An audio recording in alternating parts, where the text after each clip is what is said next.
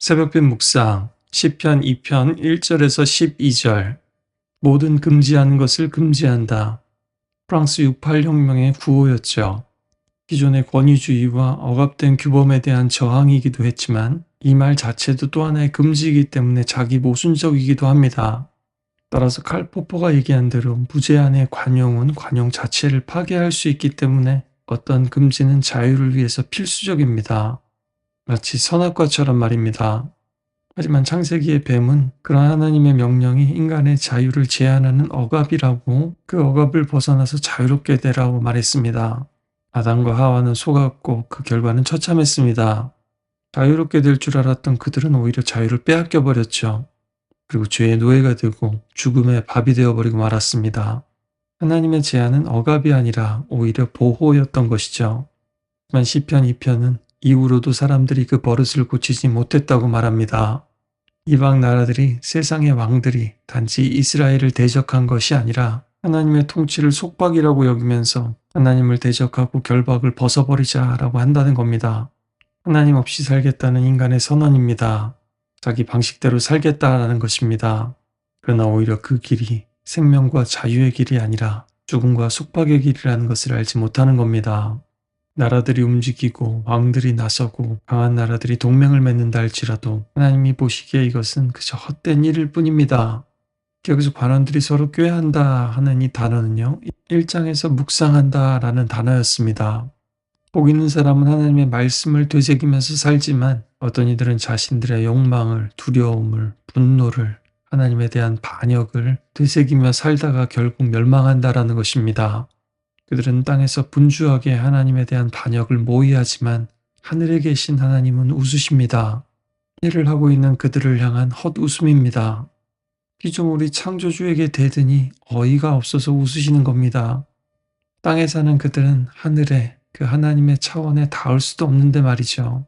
오히려 그때 하나님께서 분노하시면서 그들을 놀라게 하시면서 말씀하십니다. 내가 나의 왕을 내 거룩한 산 시온에 세웠다. 이것이 하나님의 방식입니다. 그들 바로 심판하고 파괴하시는 것이 아니라 반역하는 세상 왕들을 대신해서 순종하는 하나님의 왕을 이 땅에 세우신 겁니다. 고대 근동에서 많은 왕들은 신의 아들이라고 불렸습니다. 하지만 이스라엘의 왕은 달랐습니다. 왕이 신적인 존재가 아니라 하나님의 대리자일 뿐이었죠. 그러나 이 땅에 오신 예수님은 세례 받으실 때 또 변화산에서 이는 내 사랑하는 아들이다 라고 하나님께서 선언하셨습니다. 인간의 제도나 정치, 경제, 체제는 때로는 악을 억제하고 세상의 정의와 평화를 이루는 데 봉사할 수 있습니다. 하지만 궁극적으로는 그 어떤 것도 인간을 구원할 수는 없습니다. 구원자는 하나님이 기름 부으시고 하나님이 보내신 분, 바로 우리 예수님 뿐입니다. 너는 내 아들이라 오늘 내가 너를 낳았도다. 그래서 하나님께서 다윗의 아들 솔로몬에게 나는 그에게 아버지가 되고 그는 내 아들이 될 것이다 라고 말씀하신 것처럼 이후 다윗 왕조의 즉위식에서 사용된 것 같습니다. 신약에서는 여러 번 예수님께서 다윗의 혈통에서 나셨고 부활하심으로 하나님의 아들로 선포되었다라고 합니다. 사람들은 예수님을 유대인의 왕이라고 조롱하면서 십자가에 못 박아 죽였지만 하나님은 바로 그 십자가와 부활을 통해서 예수님이 진짜 왕이시다라는 것을 드러내셨습니다. 그리고 8절과 9절은 그 왕에게 주신 약속입니다. 이방 나라를 유업으로 주시고 소유를 땅끝까지 이르게 하시고 철장으로 그들을 깨뜨리며 질그릇같이 부수리라 말씀하셨습니다. 그래서 요한계시록에서도 예수님께서 철장으로 만국을 다스리신다라고 합니다. 이 시편은 누가 진짜 우리의 왕인지를 묻습니다. 말로는 또 찬양할 때는 하나님을 왕이시라 고백할 수 있겠지만 실제로는 내가 왕인 것처럼 사는 사람들도 많습니다. 하나님 말씀을 늘 듣는 것 같지만 결국에는 내 생각대로, 내 계획대로, 내 뜻대로 하는 사람들처럼 말이죠. 내 문제는 내가 해결한다. 내 인생은 내가 결정하겠다.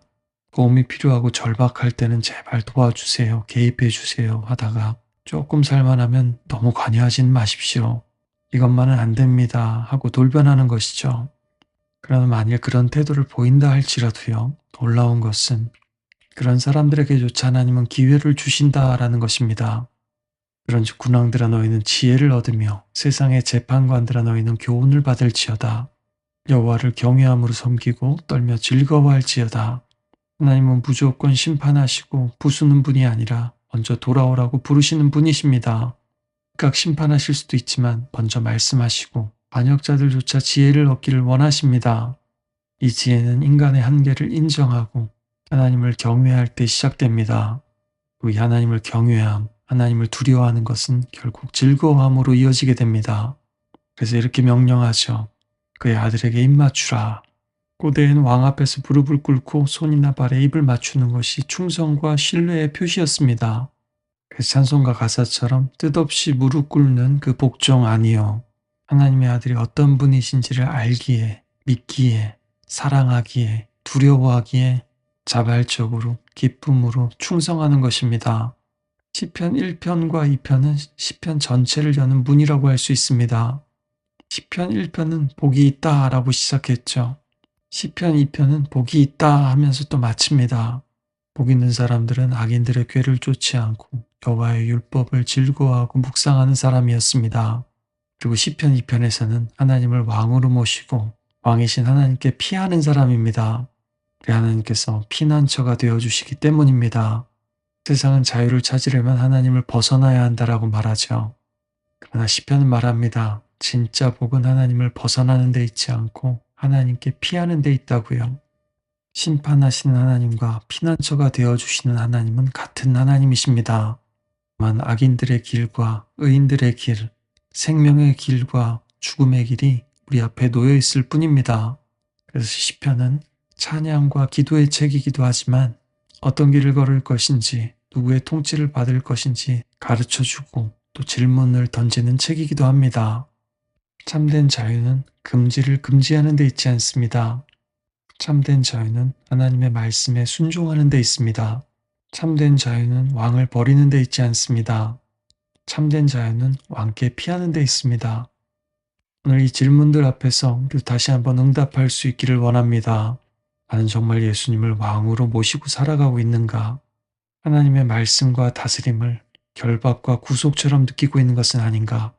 하나님을 피하고 있는가? 아니면 피난처로 여기고 달려가고 있는가? 기도하는 이 시간 여러분이 하나님 앞에서 솔직하게 대답해 보실 수 있기를 바랍니다.